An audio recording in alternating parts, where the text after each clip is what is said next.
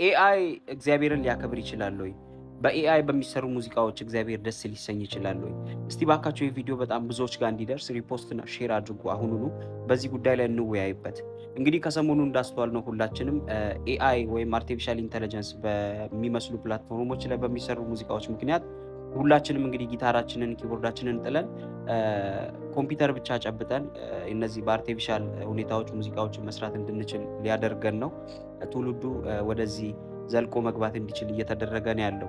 ስለ ሙዚቃ ወይም ስለ ዝማሬ፣ ስለ ጸጋው እውቀት ያላቸውም ሆነ የሌላቸው ዝም ብለው በመጻፍ ብቻ ኮምፒውተር በመጠቀም ብቻ ለስሜታችን የሚሆን ዝም ብሎ ሙዚቃ መልቀቅ ሊችሉ ነው እና ይሄ ነገር አሳሳቢ ደረጃ ላይ እየደረሰ ነው። ስለዚህ እግዚአብሔርን ሊያከብረው ይችላል ወይ? ደስ ሊያሰኘው ይችላል ወይ የሚለው እግዚአብሔርን አያውቀውምና ደስ ሊያሰኘው አይችልም።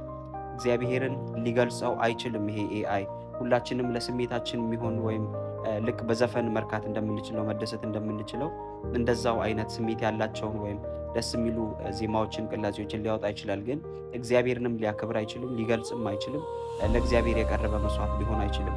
ሁላችንም ባለን ጸጋ በራሳችን በተሰጠን መክሊት እግዚአብሔርን ማገልገል እንጂ በዚህ በአርቲፊሻል ነገር በመደገፍ እግዚአብሔርን ሊገልጽ ይችላል ብለን በዚህ በአርቲፊሻል ነገር መልፋታችን ቢቀር ትውልዱም ወደዚህ ነገር ዘልቆ ባይገባ ብዬ አስተያየቴን እሰጣለሁ።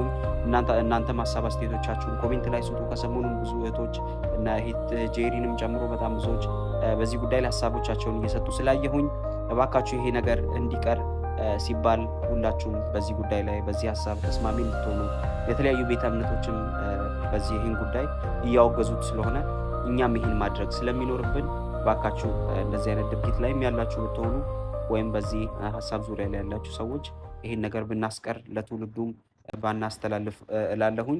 እግዚአብሔር ያክብርልኝ። ሀሳብ አስተያየቶቻችሁን በኮሜንት ስጡ።